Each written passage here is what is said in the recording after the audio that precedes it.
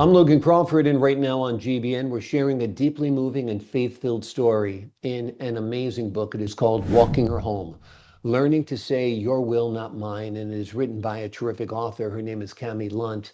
This powerful memoir walks readers through unimaginable grief as Cami carries and says goodbye to a child deemed, quote, not compatible with life. It is a heart-wrenching yet hope-filled journey of motherhood, marriage, and unwavering trust in God's will. We're delighted to have this very talented author join us here today. We thank the team at Atticus Publishing for helping us put her on TV today. And we ask viewers like you to support authors like her by subscribing to our channel and by purchasing her amazing book. The links are below this interview. Cami, thank you so much for joining us here today. Thank you, Logan, for having me. I really appreciate it. I appreciate it as well. And I think I know the answer to this question, and it's probably to help others in similar circumstances. But I'll ask you, what did inspire you to share this personal and painful story with the world on the pages of this book? Well, you are right. It is to hopefully inspire and encourage others as they walk through difficult circumstances, whether it be the loss of a child, a spouse, a parent. We all go through difficult valleys or storms, as we sometimes call them.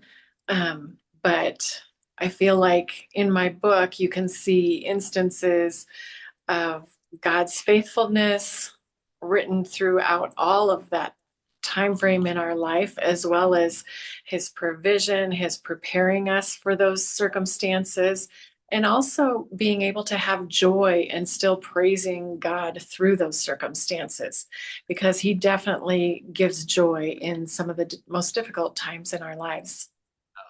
Be a road, tough road to travel, even harder if you don't have faith. Faith is certainly a cloak. God's love is certainly a garment you can wear to protect you during tough times.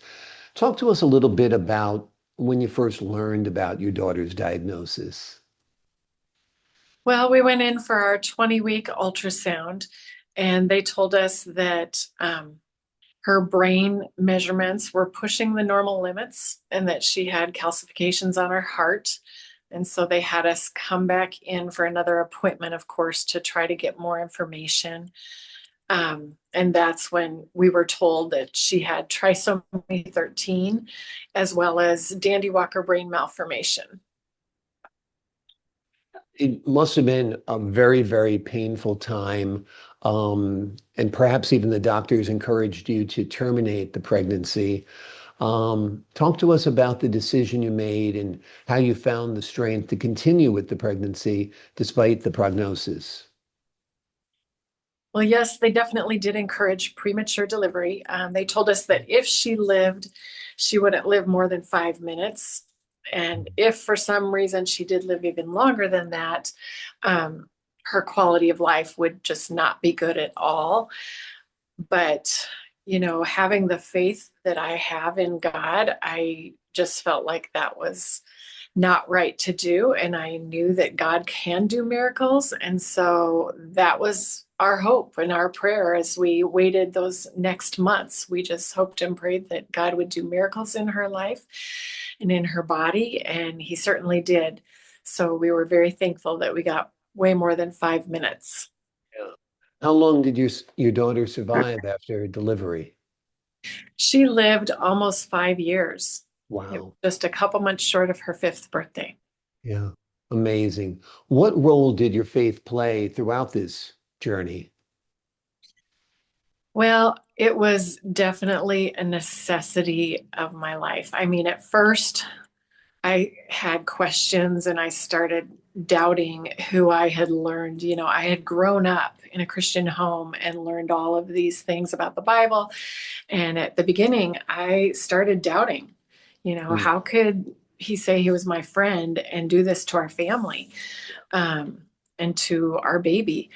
But thankfully, the church stepped right into this with us. And as I dug into the Bible, the scriptures, reminding myself of the character of God with other women from the church, and just continued praying, God really sustained me and gave me peace through all of the journey. And as I said earlier, he even gave so much joy just in having our little girl Grace with us for that time frame. Yeah. How did this experience affect your relationship with your husband? Well, that was definitely a difficult portion of it. Mm. We kind of started disconnecting right away, just in how we dealt with the news.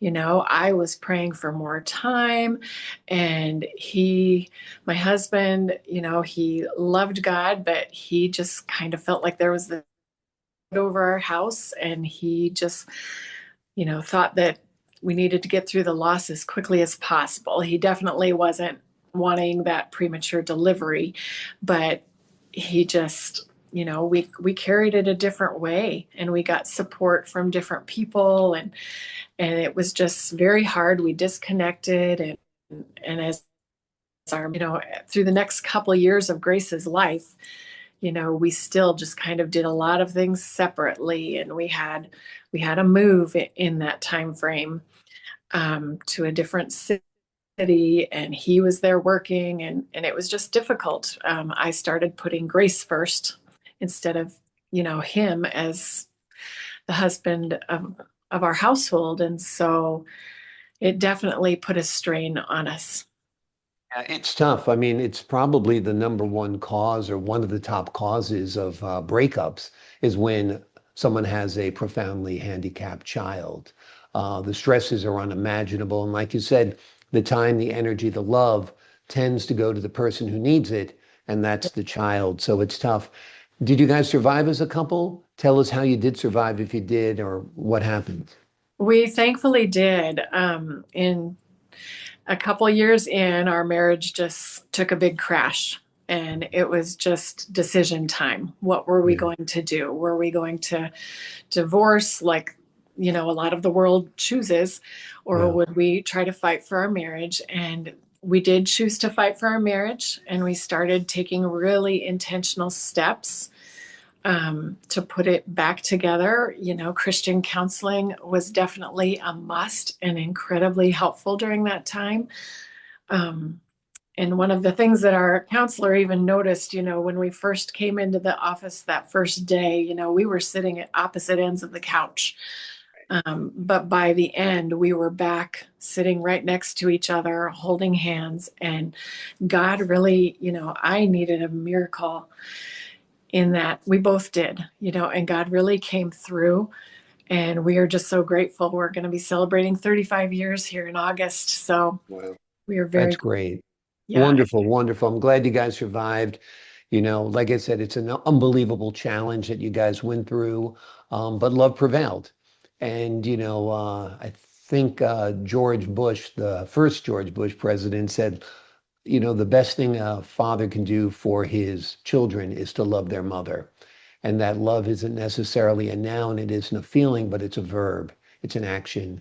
And you guys really put your love into action and got back together and got back on a healthy course. So that's wonderful. And it's a great, happy aspect of this as well. What would you say to other parents facing similar heartbreaking decisions as you guys had to make? I would really want to just tell them that God is faithful. You know, He doesn't put us into these situations and then just leave us there to do it on our own. He is present.